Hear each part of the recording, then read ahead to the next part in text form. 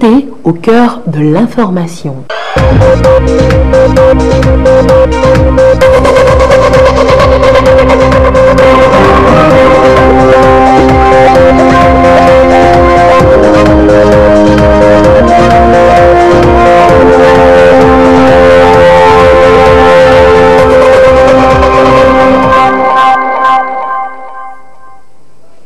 Il est l'heure du journal sur la télévision togolaise. Madame, Monsieur, bonsoir. Et voici les titres de cette édition.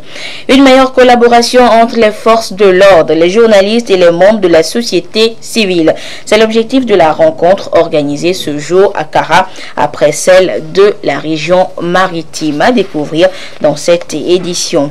Et puis, les journalistes et les membres de la société civile, justement, serviront de relais à la sensibilisation sur la lutte contre la corruption. Ils étaient mis au parfum ce jour à Lomé. Nous découvrirons également cette rencontre dans ce journal. Voilà pour les titres. D'abord, le Conseil des ministres est réuni ce jeudi au palais de la présidence de la République sous la conduite du chef de l'État Faure Essozimna Nyazingbe. L'essentiel de ce conseil avec le ministre en charge de l'enseignement supérieur, Octave Nikwe Broum. Merci madame. Communiqué sanctionnant le Conseil des ministres du mercredi 22 novembre 2018. Le Conseil des ministres s'est réuni ce jeudi 22 novembre 2018 au palais de la présidence de la République sous la présidence de son Excellence Monsieur Faure Essozimna Nyazingbe, président de la République. Au cours des travaux, le Conseil a adopté un projet de loi, 3 décrets et abordé des divers. Au titre du projet de loi, le projet de loi adopté par le Conseil est relatif à l'exercice de la profession d'urbaniste au Togo. Il a pour objet de garantir un cadre légal d'exercice de la profession d'urbaniste et d'instituer un ordre national des urbanistes du Togo. En effet, l'un des secteurs de métier intervenant dans l'aménagement urbain et le développement spatial harmonieux des agglomérations est le métier d'urbaniste. Au Togo, les urbanistes exercent la profession sans une réglementation ordinale, contrairement aux géomètres et architectes. Depuis mai 1991, ils sont organisés en une association dénommée Association togolaise des urbanistes libéraux, mais qui ne peut disposer des attributs d'un groupement professionnel. Cependant, l'évolution du droit communautaire et la maîtrise de l'urbanisation et de l'assainissement du cadre de vie nécessitent la réglementation de la profession et la prescription d'un code de déontologie. L'élaboration du projet de loi relatif à l'exercice de la profession d'urbaniste permet donc d'organiser la profession en conférant un statut légal au métier et en harmonisant les pratiques. Au titre des décrets. Le premier décret adopté par le Conseil porte adoption des seuils de passation, de publication, de contrôle et d'approbation des marchés publics et des procédures de sollicitation des prix. Ce projet de décret définit les nouveaux seuils de passation, de publication, de contrôle a priori et d'approbation des marchés publics. En deçà des seuils de passation prévus pour les marchés publics, le texte fixe des seuils distincts aux procédures de sollicitation de prix qui inclut les demandes de renseignement de prix et les demandes de cotation. Il détermine en outre les autorités d'approbation des marchés publics en fonction des 3 catégories d'autorités existantes, à savoir les administrations centrales, les collectivités locales et les sociétés d'État. Il prévoit enfin des règles spécifiques aux procédures de sollicitation de prix qui régissent les phases d'élaboration des dossiers, de publication ou de consultation et d'attribution des commandes ou contrats. Le deuxième décret adopté par le Conseil porte réintégration dans la nationalité togolaise. En effet, Madame Alao Oluwafumilayo Adeoumi Arike, docteur vétérinaire en service à la direction de l'élevage et de la pêche, nigérienne d'origine, a acquis la nationalité togolaise en contractant mariage avec un Togolais. Du fait du divorce prononcé entre les 2 époux, Madame Alayo Arike a perdu sa nationalité togolaise conformément aux dispositions de l'article 23, alinéa 3 du Code de la nationalité togolaise. Les articles 15 et suivants du dit Code permettent cependant sa réintégration dans la nationalité togolaise si elle apporte la preuve qu'elle a eu la qualité de togolaise et qu'elle a sa résidence habituelle au Togo au moment de sa réintégration. Madame Alao, remplissant ces 2 conditions, peut à bon droit prétendre à sa réintégration dans la nationalité togolaise. Le 3e décret adopté par le Conseil porte financement public de la campagne électorale pour les élections législatives du 20 décembre 2018. Les dispositions de l'article 10 de la loi numéro 2013-013 du 7 juin 2013 portant financement public des partis politiques et des campagnes électorales précise que le montant de la contribution de l'État au financement des campagnes électorales est fixé par décret en Conseil des ministres et s'agissant des élections législatives, les conditions pour bénéficier de la contribution de l'État sont également fixées par décret en Conseil des ministres. Ainsi, le décret fixe-t-il la contribution de l'État pour les élections législatives du 20 décembre 2018 à 200 millions de francs CFA répartis comme suit. 65% du montant sont répartis à égalité entre toutes les listes de candidats. 35% du montant sont répartis proportionnellement au suffrage obtenu entre les listes ayant obtenu au moins 10% des suffrages exprimés. Au titre des divers, le ministre du Commerce et de la promotion du secteur privé a porté à la connaissance du Conseil des ministres l'ouverture le vendredi 23 novembre 2018 à 15 h de la foire internationale de Lomé. À cet effet, le Premier ministre a exhorté les membres du gouvernement à se rendre au Centre togolais des expositions et foires de Lomé, CETEF, et témoigner de l'importance que le gouvernement attache à la réussite de cet événement. Fait à Lomé le 22 novembre 2018, le Conseil des ministres. Commandants régionaux et préfectoraux de la Fossé, représentants des organisations de la société civile et professionnels des médias de la partie septentrionale du pays sont en formation à Kara.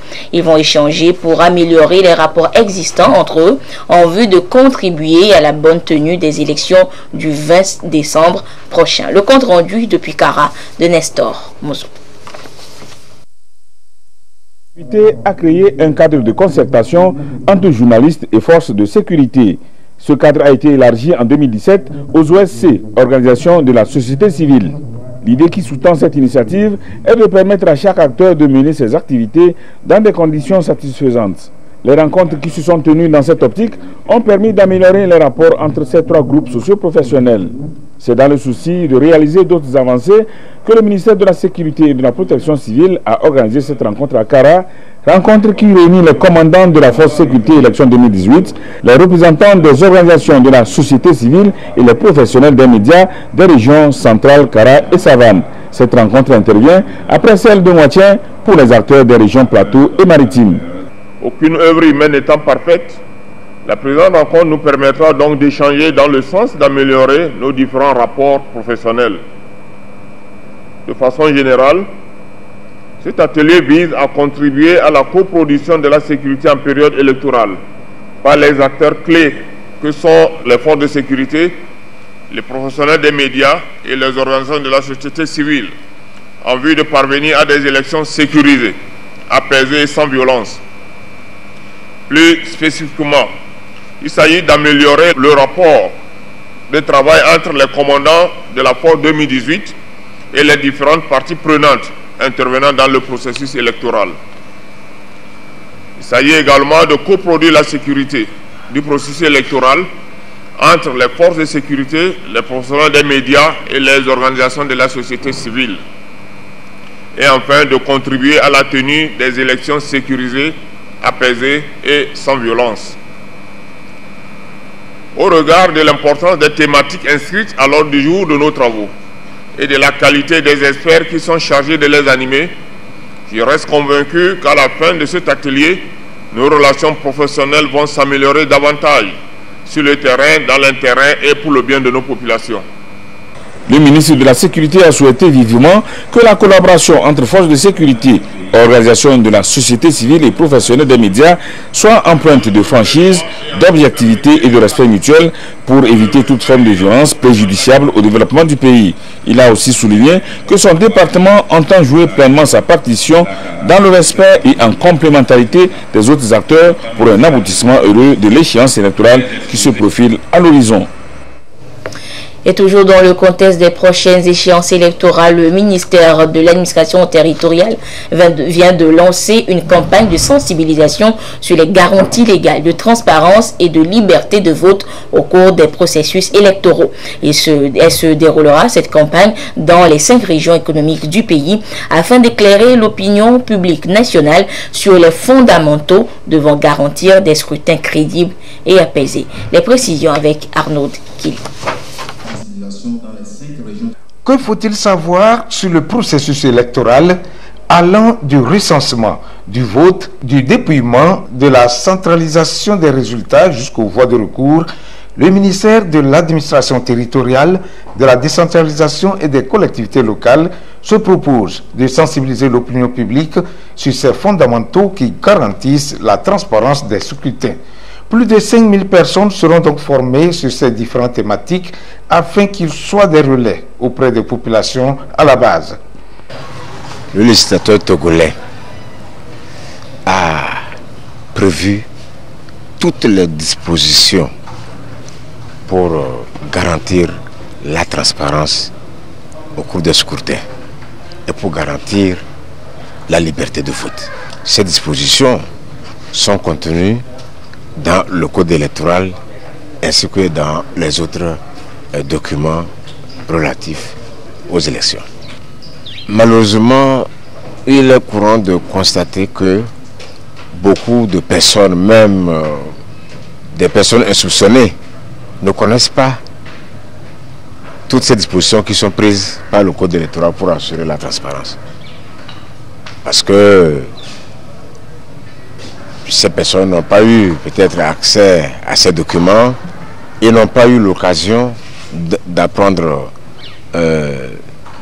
plus d'informations sur ces documents. Le but de ce séminaire, c'est de rappeler toutes ces dispositions qui existent pour que les gens puissent suivre l'exécution de ces dispositions pour contrôler eux-mêmes ce qui se produit au cours des élections.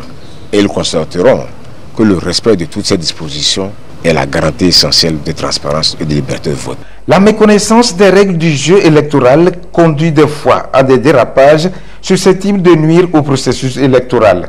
Le ministère de l'Administration territoriale, de la décentralisation et des collectivités locales veut, à travers cette campagne de sensibilisation, mettre les populations au même niveau de compréhension afin de garantir des scrutins crédibles, apaisés et acceptables par tous. Une démarche soutenue par le Programme des Nations Unies pour le développement, PNUD. Et à quelques semaines des législatives, la HAC, la Haute Autorité de l'Audiovisuel et de la Communication, rappelle aux journalistes les conditions et directives à suivre dans le respect de la déontologie. Cet après-midi, l'information a été portée aux responsables des médias publics du pays. Le compte-rendu de la rencontre avec Prudence Zizou. Quelques jours des élections législatives au Togo, l'instance de régulation des médias prend des mesures pour garantir aux candidats un accès équitable aux médias officiels. La HAC, la Haute Autorité de l'Audiovisuel et de la Communication, par arrêté du 20 novembre, fixe les conditions de production, de programmation, de diffusion des émissions et de publication des informations relatives à la campagne électorale. Le contenu du texte est ici partagé avec les responsables de ces médias. Ils devront veiller au respect des directives en mobilisant des moyens nécessaires pour assurer une meilleure couverture des campagnes électorales des différents candidats. Une grande attention sera également accordée aux déclarations et à l'enregistrement des messages des candidats. Vous avez d'abord la couverture des manifestations des partis politiques engagés dans la campagne. Donc il s'agit de tout ce qu'ils font comme meeting. À ce niveau, la HAC a déterminé le nombre de meetings qui peut être couvert et diffusé sur les antennes de radio, de la télévision et publié par Togo Presse. Donc nous souhaitons donc que les organes se mettent à rang de bataille et qui préparent leur matériel, leurs équipes et qui soient prêts à intervenir. Ceux qui couvrent l'ensemble du territoire et ceux qui couvrent à peine le tiers ou les 2 tiers, le temps d'antenne est différent naturellement. Et là aussi, le nombre de passages, que ce soit à la radio ou à la télévision, est défini par la HAC. Le professionnalisme doit être de mise dans le traitement des informations durant la campagne, a rappelé la HAC. Elle recommande même des émissions de débat autour des programmes des candidats en lice pour ces élections législatives. C'est des espaces qui donnent plus de possibilités, plus de marge aux partis politiques pour expliquer ce pourquoi ils sont engagés dans une campagne électorale. Donc il faudra nécessairement favoriser ce genre entre la HAC et les médias, notamment les radios et la télévision. Nous allons essayer d'organiser au besoin pour voir quel type d'émissions, de débats, d'explications peuvent être faites pour que les Togolais puissent comprendre ce que les partis ont comme programme à leur offrir. La campagne pour les élections législatives du 20 décembre court du 4 décembre à 0h au 18 décembre à 23h59. Mais en attendant l'ouverture, les professionnels des médias auront une rencontre avec les responsables de la HAC dans les prochains jours sur le rôle qui est le leur dans ce processus électoral. Et avant, les responsables de médias à la direction de la HAC étaient dans la matinée face aux candidats indépendants et représentants de partis politiques ayant fait acte de candidature pour ces législatives. Ils ont été informés des dispositions prises pour le passage de leurs différents messages sur les médias publics. Adolphe Paca. Honorable membre de la Haute Autorité. Tradition respectée avant la cérémonie du tirage au sort. La HAC, Haute Autorité de l'Audiovisuel et de la Communication, conformément aux dispositions réglementaires, réunit ici les représentants dûment mandatés par les partis politiques et les candidats indépendants ayant fait acte de candidature pour information et échange sur les dispositions prises en vue de veiller à leur respect dans la stricte rigueur pour la réussite du processus électoral. Bientôt débute la campagne électorale et qui dit campagne dit passage des interventions des candidats sur les médias officiels. Une étape importante dans le processus électoral qui se prépare en amont. Pris en Conseil des ministres le 8 novembre dernier, la campagne électorale s'ouvre le 4 décembre. Avant le 4 décembre, la haute autorité aurait déjà visionné, lu et écouté les différentes interventions. Et donc, les partis politiques, regroupements de partis politiques ou candidats indépendants ayant fait acte de candidature, seront classés par groupe. Le groupe A, pour ceux qui auront investi des candidats dans au moins les 2/3 des circonscriptions électorales. Et ils auront 10 minutes de temps d'intervention dans les médias audiovisuels et une page entière dans Togo Presse. Les partis politiques, regroupements de partis politiques ou candidats indépendants qui auront investi des candidats dans au moins le tiers des circonscriptions électorales sont classés dans le groupe B et ont 7 minutes. Une demi-page dans Togo Presse. Pour ceux qui auront investi des candidats dans moins du tiers, c'est le groupe C, ils ont 5 minutes, un quart de page dans Togo Presse, et les candidats indépendants qui auront investi des candidats au moins dans quelques circonscriptions sont classés dans le groupe D et ont droit à 3 minutes d'intervention dans les médias audiovisuels et à un 8e de page dans le quotidien national. Mais il y a également les meetings que les candidats ou les listes en compétition veulent voir couvrir par les médias officiels.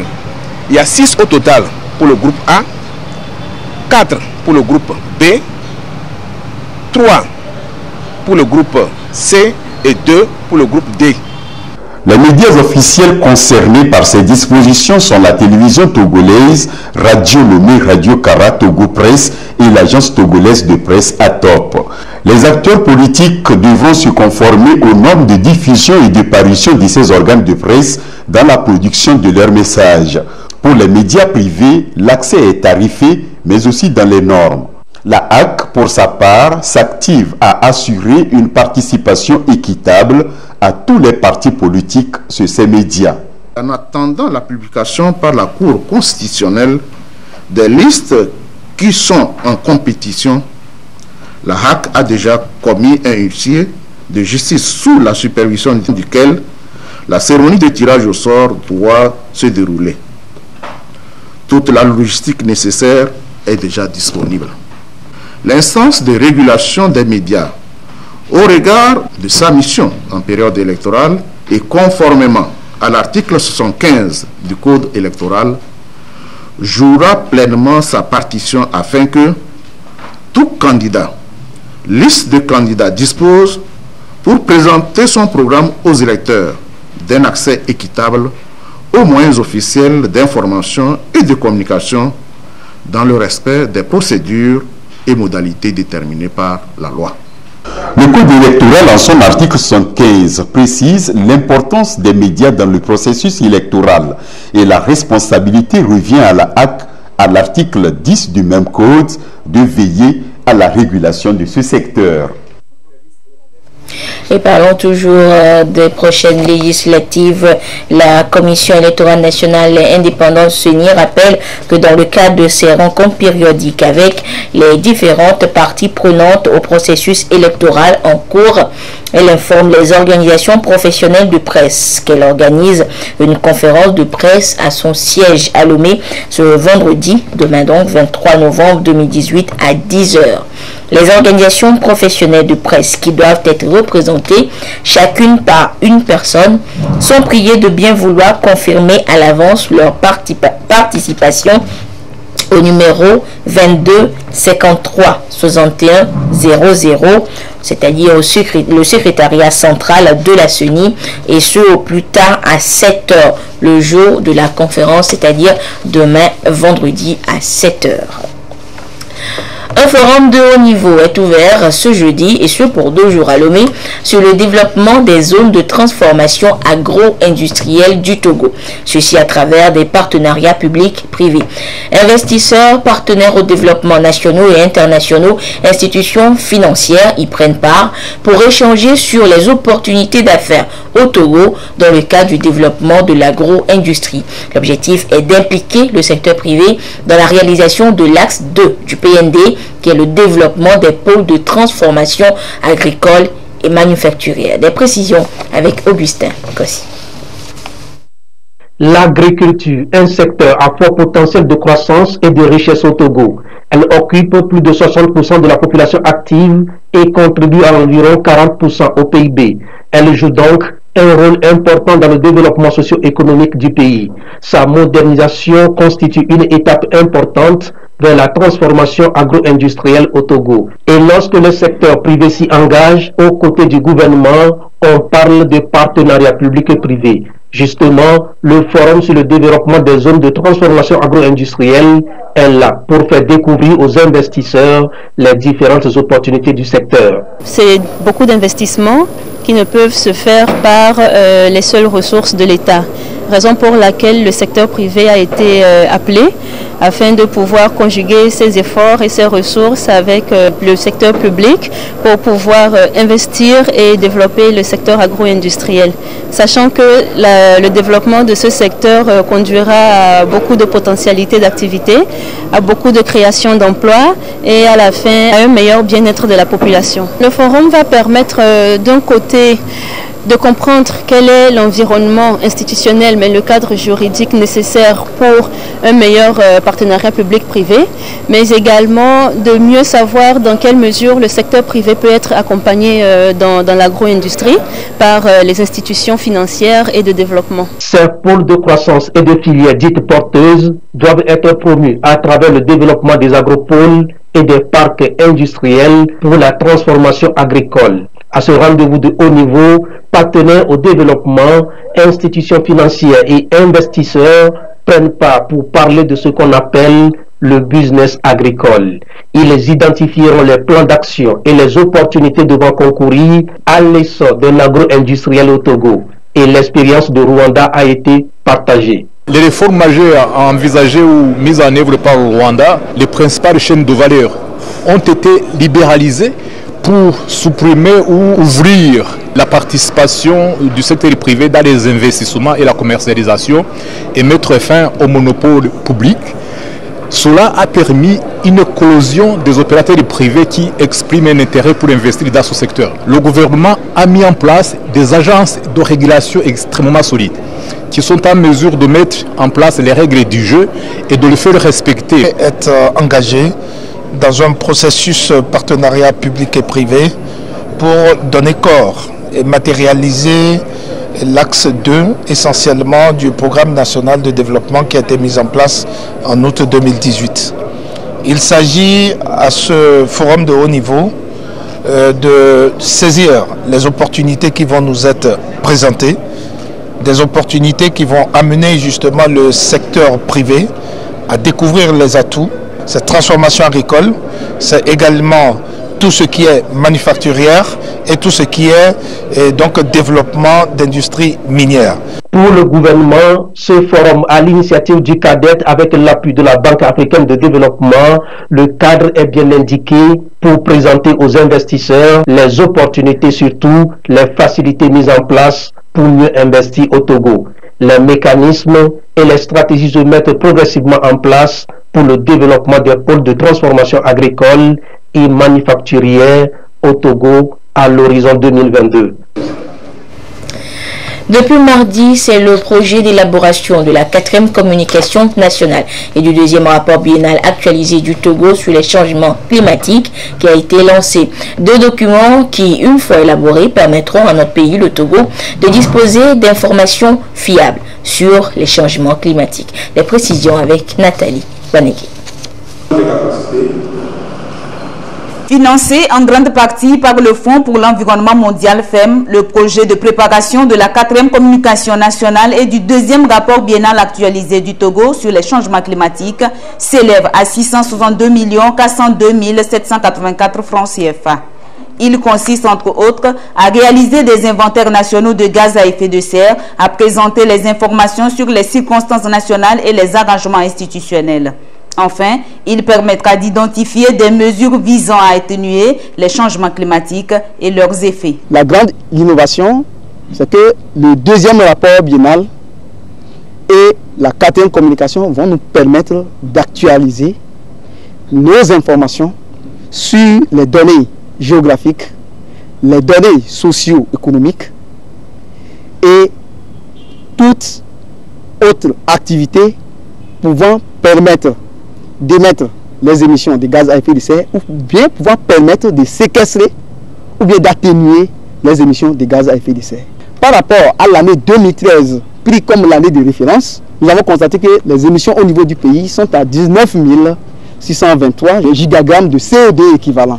Et par rapport à la 3e communication, il y a des efforts qui sont faits où les émissions ont été plus supérieures que 19 000.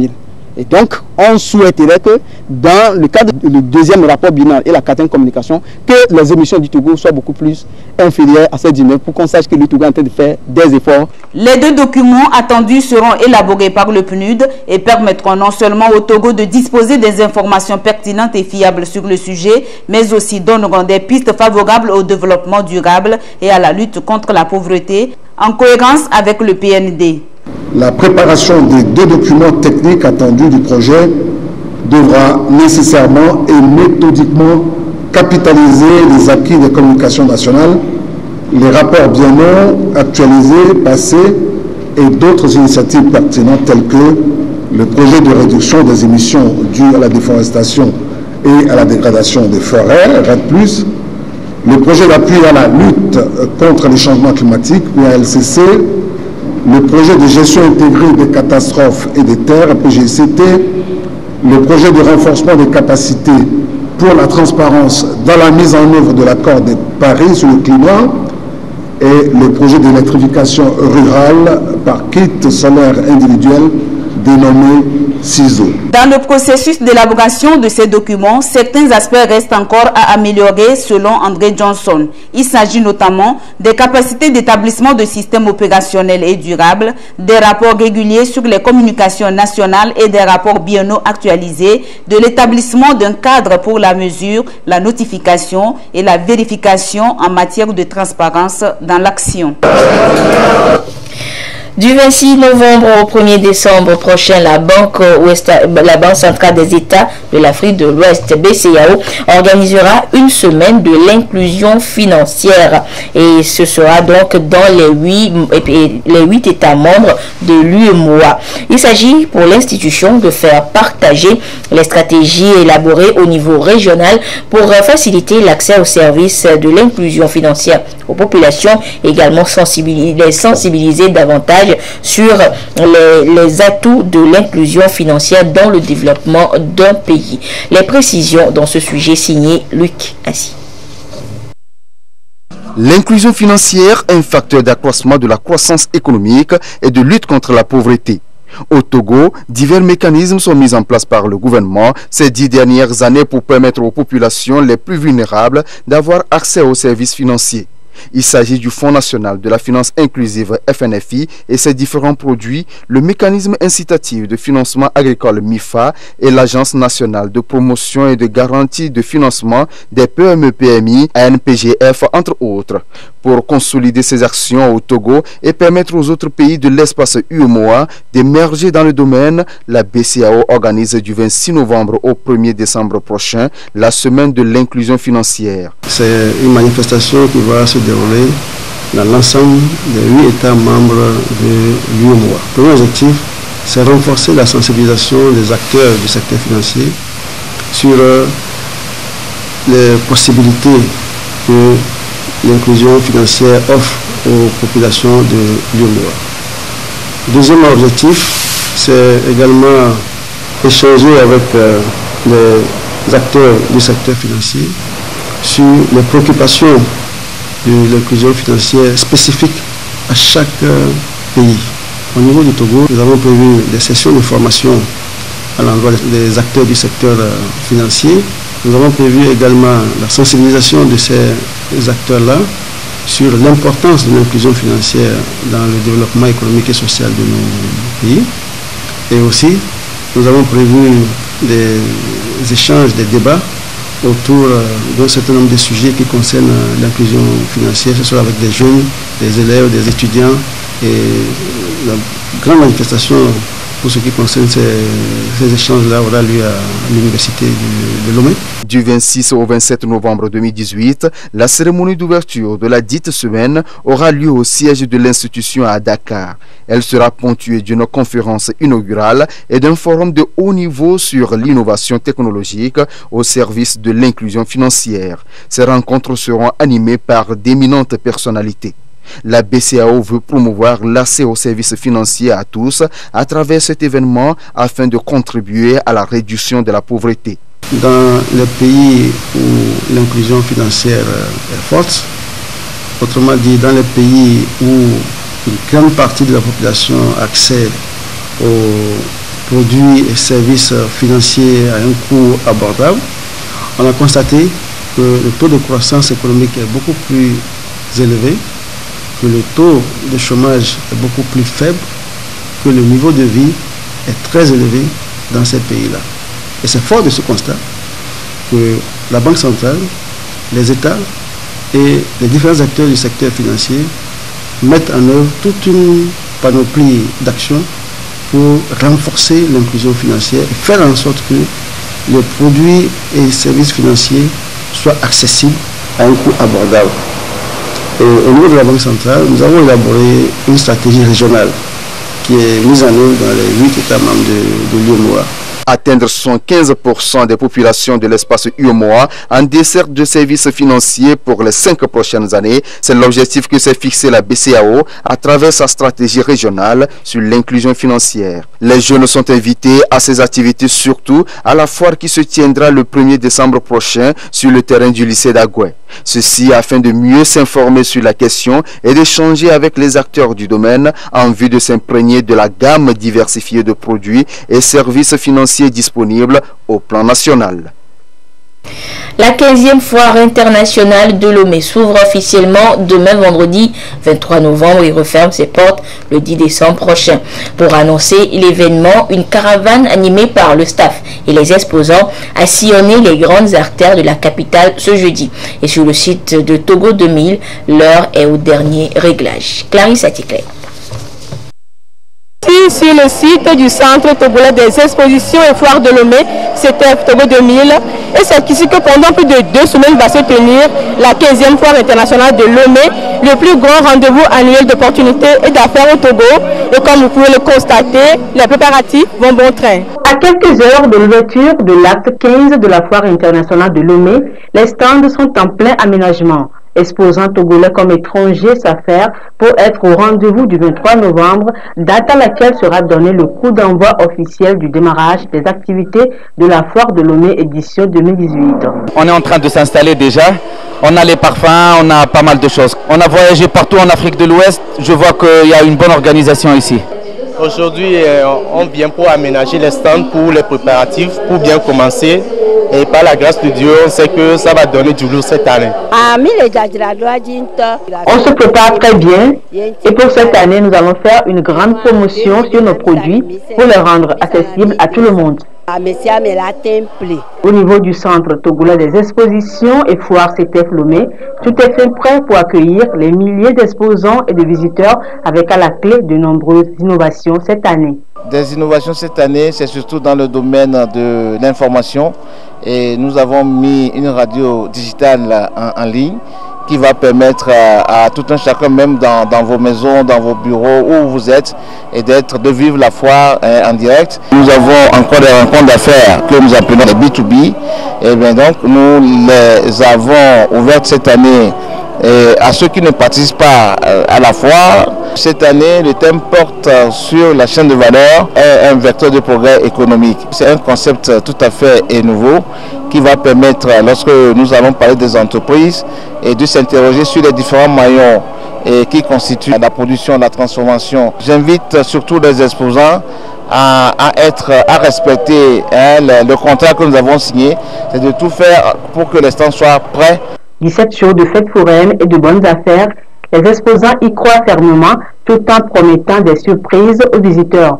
Déjà ce jeudi, une grande caravane a sillonné les artères de la capitale pour annoncer les couleurs de ce grand rendez-vous commercial annuel et de toutes les opportunités d'affaires.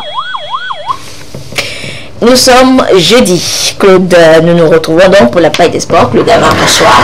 Bonsoir Anita. Et Claude, au menu ce soir, du football. Et nous démarrons par la dernière rencontre de la 8e journée du championnat national de football de première division disputée cet après-midi au stade de la JCA d'Agoué entre l'AS OTR et Sarah Sport de Bafilo. Oui, Anita, à la fin des 90 minutes réglementaires, c'est l'AS OTR qui s'est imposé sur le score étriqué d'1-0, infligeant du coup sa première défaite de la saison à Sarah Sport de Bafilo. Les images.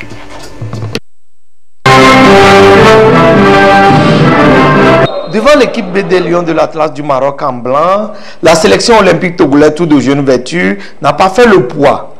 Dès la 3e minute, les Togolais prennent un but, œuvre de Zerzuni Naoufo, qui ouvre ainsi le score pour le Maroc. Ce but matinal révèle les espoirs togolais qui se relancent à l'offensive, mais ne réussissent guère à inquiéter la défense adverse assez solide. Pendant ce temps, les jeunes sujets de Sa Majesté le roi Mohamed VI ne voulaient rien lâcher.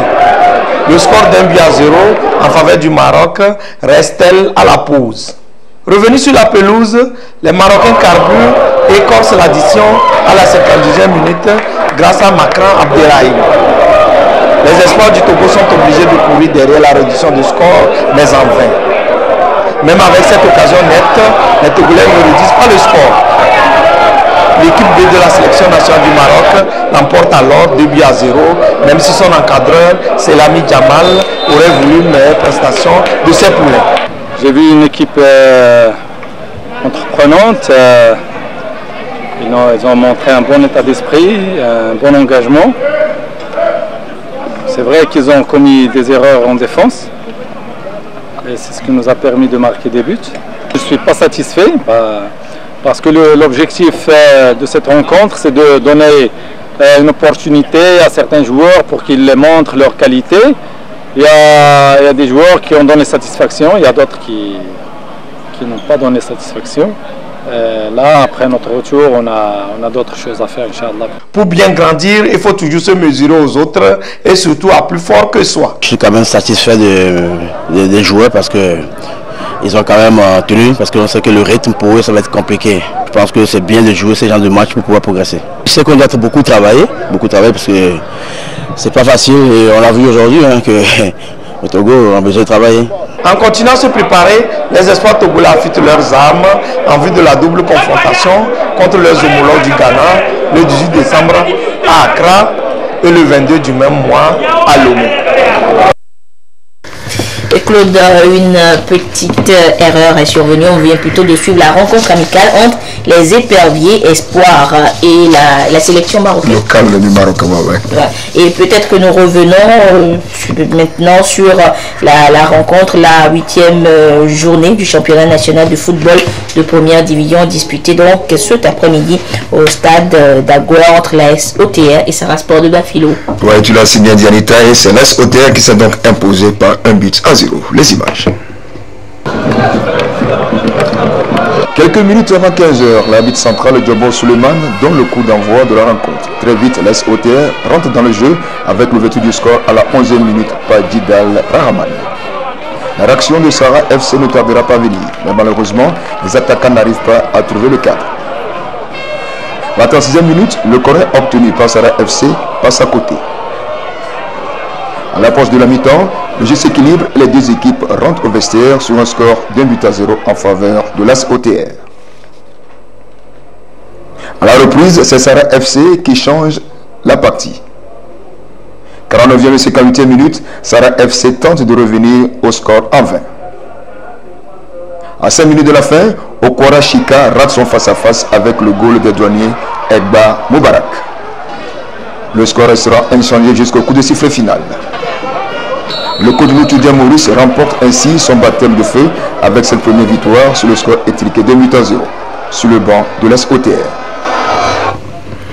Oui, Anita, nous n'allons pas prendre congé des amis télésportifs sans leur rappeler la retraite internationale de l'attaquant ivoirien Didier Drogba. Hier à Phoenix aux États-Unis où il évolue, l'ancien capitaine des éléphants a donc annoncé la nouvelle. À 40 ans, Drogba décroche ainsi les crampons. Bon vent à lui. Samedi, Jean Dédié sera au rendez-vous du magazine Sport et Détente. Merci beaucoup Claude de nous avoir justement rappelé cette information sportive et on se retrouve jeudi prochain pour d'autres informations. Merci Claude, merci chers téléspectateurs de nous avoir suivis. Retenez qu'à 21h, vous retrouvez votre émission Jeudi Femmes. Ce soir, Lys Diamien et ses invités ont pour thème les centres d'écoute nous écoutent. Nous allons suivre donc à partir de 21h en direct sur la télévision togolaise. Excellente suite de nos programmes. Voilà donc Lys Diamien en plein préparatif. Merci.